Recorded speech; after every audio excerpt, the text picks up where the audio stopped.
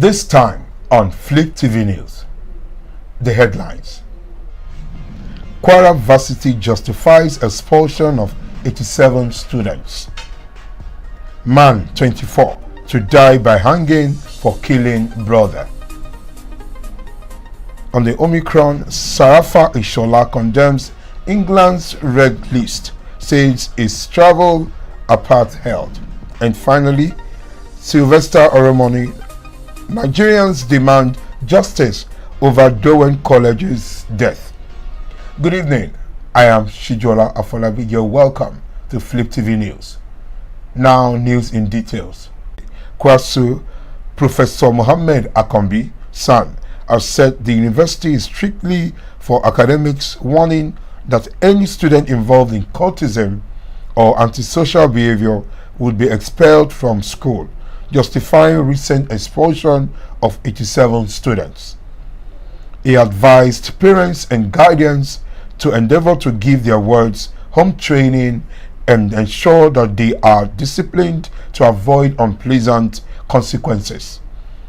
At a briefing yesterday ahead of the activities marking the 8th and 9th convocation ceremonies of the university from Wednesday, Professor Akombi, who recalled that the institution in the last two sessions expelled no fewer than 87 students for allegedly antisocial behavior, said the school would not hesitate to expel any student found wanting in academic activities. An Ado Ekiti High Court on Monday sentenced 24-year-old Ebenezer Olorunleke to death by hanging for killing his own brother. Justice Bamidele Omotosho said the prosecution has discharged the burden on Olorunleke Ebenezer and established beyond reasonable doubt the defendant was guilty as charged. The sentence of the count upon you is that you will be hanged by neck until dead. May the Lord have mercy on your soul, the judge said. Ebenezer, who hails from Yagba East local government area of Kogi State, was arraigned on a 3-count charge of conspiracy, armed robbery of the Robbery Firearms Special Provisions Act, Cap R11, Volume 14, Laws of the Federation of Nigeria, 2004. The Nigerian High Commissioner to the United Kingdom, Sarafa Ishola, has described the travel ban slammed on Nigeria by the UK as travel apartheid and discriminatory. He said Nigeria aligned with the position of United Nations Secretary General that there should be no travel apartheid against countries with Omicron variant of COVID-19. Speaking on CNN Quest Main's Business on Monday night, the High Commissioner submitted that Omicron was brought to Nigeria by travelers from the UK, stressing that the travel ban has caused an outrage in the country. Ishola stated, "It is discriminatory, absolutely. Nigerians aligns with position of the UN Secretary General on the issue." What he described as travel apartheid. Apartheid in the sense that the issue of the Omicron as of today, there are only 3 cases detected in Nigeria during the last week of November. Precisely between 22nd and 28th, about 67 travelers that tested positive for COVID-19 in Nigeria were mostly from the UK, and Nigeria did not, on account of that, place a travel ban on people from the United Kingdom.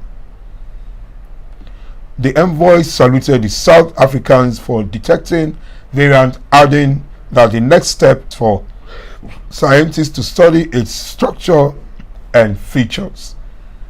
Under normal circumstances, this variant has been discovered in South Africa.